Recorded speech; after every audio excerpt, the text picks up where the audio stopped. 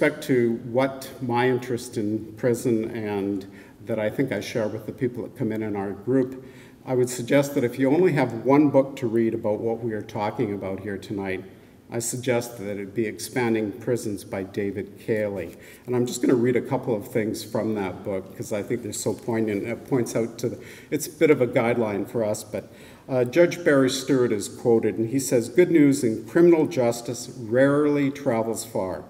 5 myths see to this. 1, all criminals are the same and demand the same treatment. 2, only punitive sanctions work. 3, the public demands harsh punishment.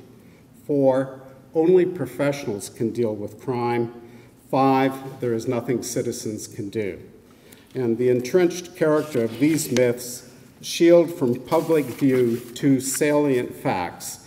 First, that the justice system has extremely high social and financial costs, and secondly, that it grows fat on its own failure, claiming ever more resources as crime and public disorder increase. Now, I, along with other members of the community of Greater Victoria, have the privilege of challenging the 4th and 5th myths there about leaving it to the professionals and what can citizens do. We have the Restorative Justice Coalition at William Head, and it started in the spring of 1998. I was a member of the BC Criminal Justice Association at that time, and also the chair of the Citizens Advisory Committee at William Head. And the third thing that came together was I just happened to read Howard Zayer's book on changing lenses, and I had that aha moment when I saw the words restorative justice along with all of the other words that I'd been thinking about along. And so from there, we got to the point where we negotiated with the chair of the inmate committee. If I could deliver people from the community, could he deliver some inmates? We've met on July the 9th, 1998. We've met every Thursday night since then, and we're coming up to about 700 meetings. In addition to that, we've also had 14 annual public symposiums and around restorative justice. We talk about principles involved in restorative justice, such as taking accountability for your crime, respectful dialogue, empathy, the power of forgiveness, making amends, reintegrative shaming, victim offender mediation, and other areas. I have just one other brief story that I'll tell you about, and it's about Casey. Casey's not his real first name. He is serving life sentences for murder and attempted murder in 2 separate crimes.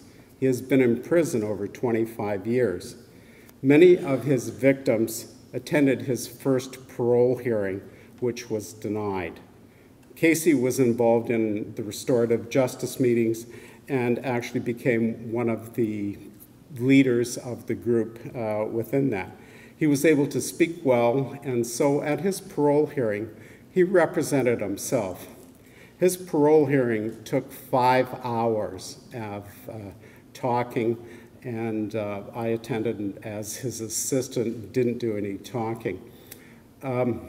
What came out of that was the brother of the deceased contacted Correctional Service of Canada and asked to begin the process of victim offender mediation, which has to be a mutual thing. And it took place over a course of 2 years of negotiating letters and other things. Ultimately, Casey and the brother met for 3 hours inside William Head Institution. It was very tense, it was tearful, but each had to, and it was important that each had to hear what the other had to say and also ask questions of each other.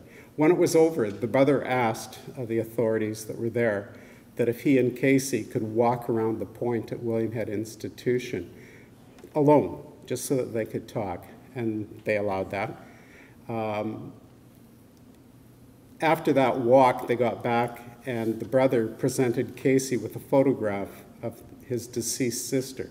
He said, "I don't want you to ever forget what you've done, but I do support you as you move forward in your life, and when you get out on parole, I want you to come back and bring my photograph back to me, and we can talk some more at that time." The brother had, in my mind, one of those revelations in terms of what the power of forgiveness, restorative justice can do, and he is a big proponent of restorative justice, particularly in prison settings in his community.